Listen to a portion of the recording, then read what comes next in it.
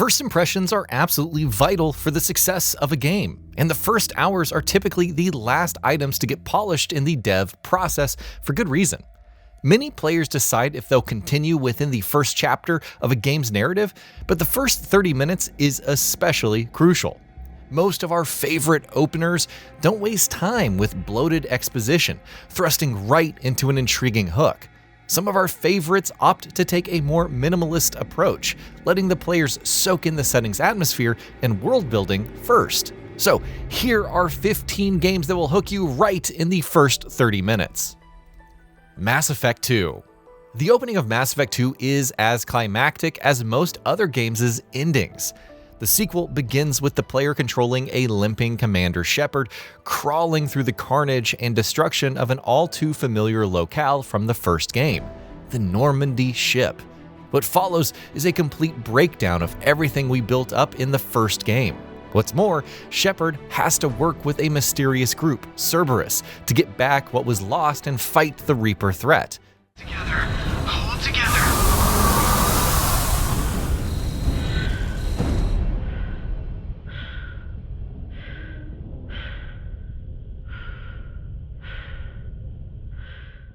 Mass Effect 2 feels like the Empire Strikes Back of video games, with how high the stakes have been raised and how dire things have gotten. Metal Gear Solid 1. Nothing was more cinematic in the 90s gaming landscape than Metal Gear Solid. The opening sucked us right into the action as Solid Snake covertly sneaks through a military from a submarine, and it was all shot with an amazing score and some truly memorable voice talent.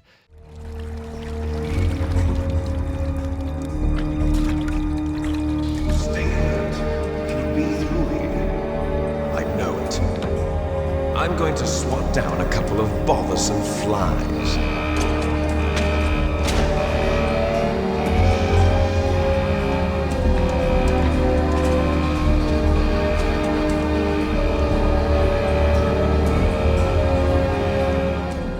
It was crystal clear right from the beginning just how special the Metal Gear Solid series was shaping up to be. Halo 2. Music can say what words cannot, and the opening moments of Halo 2 communicated its identity flawlessly with its sweeping score. The very first shot players see is the destroyed ring from Halo 1, serving as a perfect return to the sci-fi setting. Players get treated to a wealth of Covenant politics right off the bat too, with their leader, the Arbiter, being branded a heretic for failing to protect the Halo ring from the events of the first game. Then the perspective switches to the one who destroyed it, Master Chief, and what ensues is a tightly crafted mission protecting Earth from Covenant invasion. The quality of the game was solidified after Chief gave the Covenant their bomb. Sir, permission to leave the station. For what purpose, Master Chief? To give the Covenant back their bomb. Permission granted.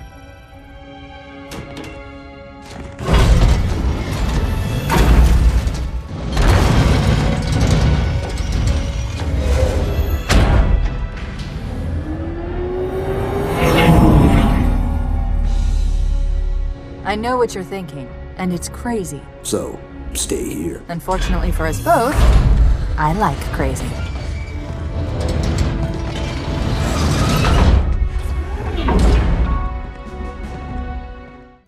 The Last of Us. There are few game openings as emotionally gut-wrenching as The Last of Us. It begins moments before the apocalyptic cordyceps virus causes widespread evacuation, exploring Joel's home as his daughter, while sirens and radio chatter confirm the worst, made the following moments hit that much harder. After the brutal title splash, there's a 20-year time skip as players step into the shoes of a very broken and hardened Joel, surviving the unsurvivable. We're on fire. Don't look, Sarah. Why are they doing that? Keep looking at me, baby.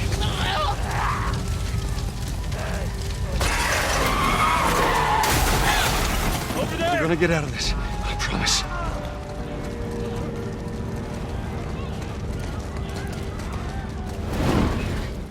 BioShock.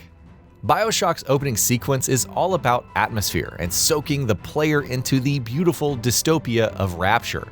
Taking the elevator ride down into Rapture manages to stay encapsulated in our memories all of these years later for good reason.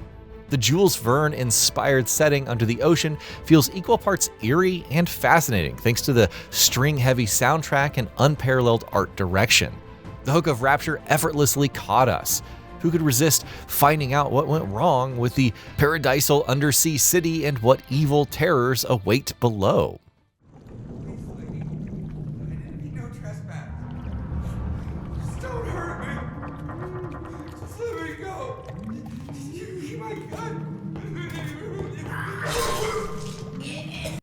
Resident Evil 1 Remake. Resident Evil begins as most horror stories do, fleeing a horde of monstrosities into what appears to be a somewhat safe mansion. What set RE1 apart was its revolutionary cinematography and graphics at the time. The remake successfully translates the early PS1's efforts into a true masterclass in horror direction. It's difficult to pull ourselves away from exploring the atmospheric Spencer Mansion, especially with such charming moments like the Jill sandwich and first zombie reveal.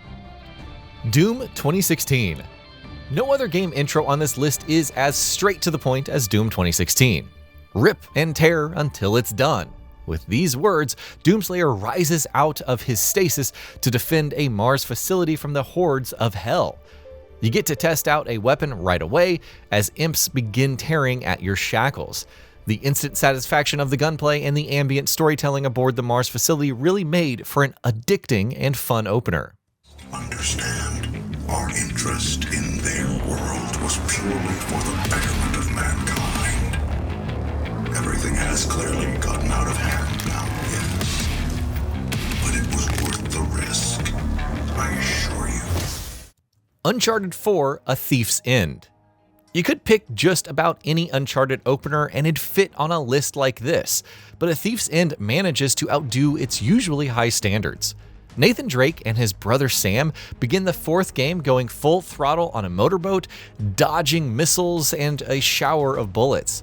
It's a roller coaster of a section that finally gives a glimpse into what Nate's brother was like.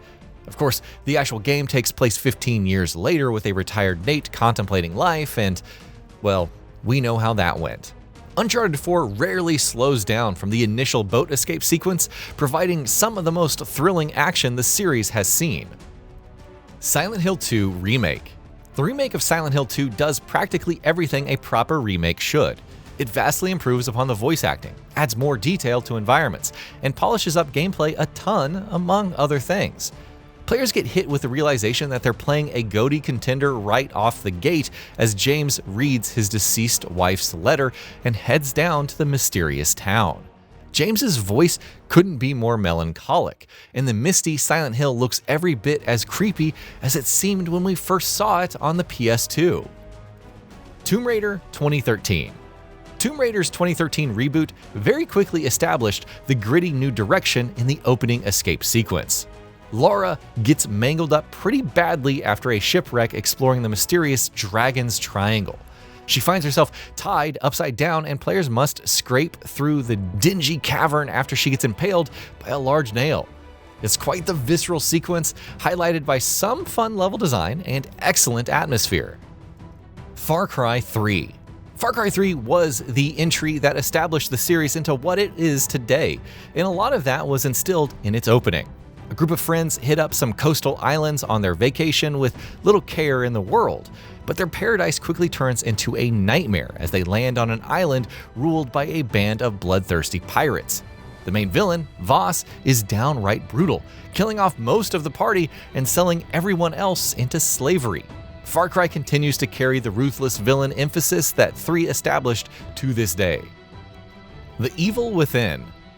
Mental hospitals are a perfect setting for horror, but The Evil Within somehow elevates it a notch above what we'd come to expect.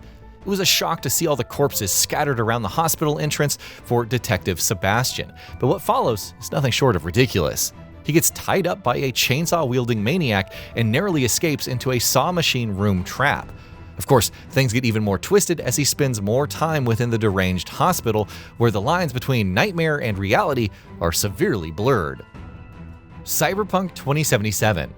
All three of Cyberpunk 2077's introductions provide a stellar setup for the role V plays within Night City. The nomad lifestyle establishes a more grounded backstory for V, one in which the player can roleplay their very first entrance into the big city along with the character. Street Punk is less of an outsider making it to the big city and more of a rags to riches backstory for V, while the Corpo life path involves a taste of the kinds of twists and turns the player will experience throughout the core narrative to follow. Either way, the introduction to Night City is Nova, and it only gets better once you meet your preem choom, Jackie.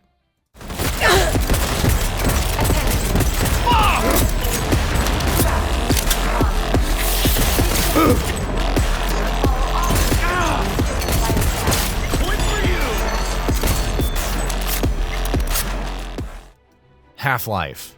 1998's Half-Life set the standard for cinematic, atmospheric intro sequences in games. Gordon Freeman's orientation through the Black Mesa Research Facility sets up the plot brilliantly. A host of background activity is present as you travel through the cavernous tunnels in a tram en route to work.